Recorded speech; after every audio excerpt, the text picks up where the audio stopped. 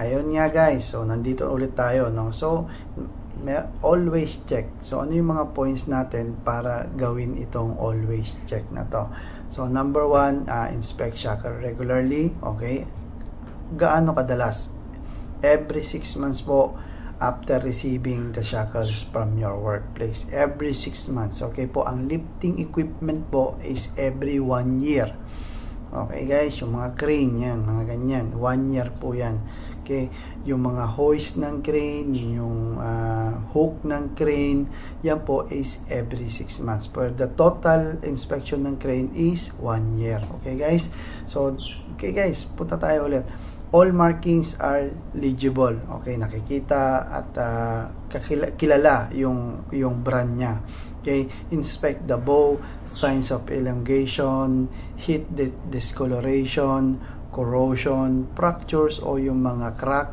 Okay, wear and defects.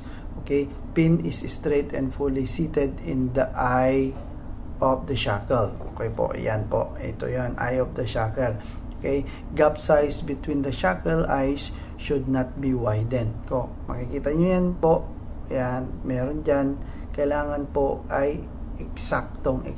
Ngayon, kung meron po siyang gap at maluwag po siya, wag po natin gagamitin. Bakit po?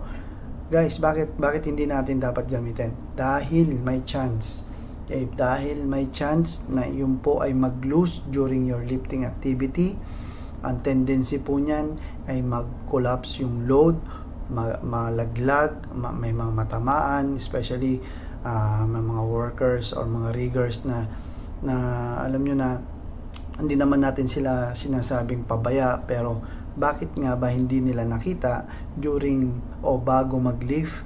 Diba, dapat ini-inspect ng riggers yan. Sila ang may more responsibility sa pag-check ng mga lifting accessories na ikakabit sa load na bubuhatin po nila. Okay guys, so yun nga po, yan yung mga signs. Okay, at puntahan naman natin ngayon yung do's and don'ts.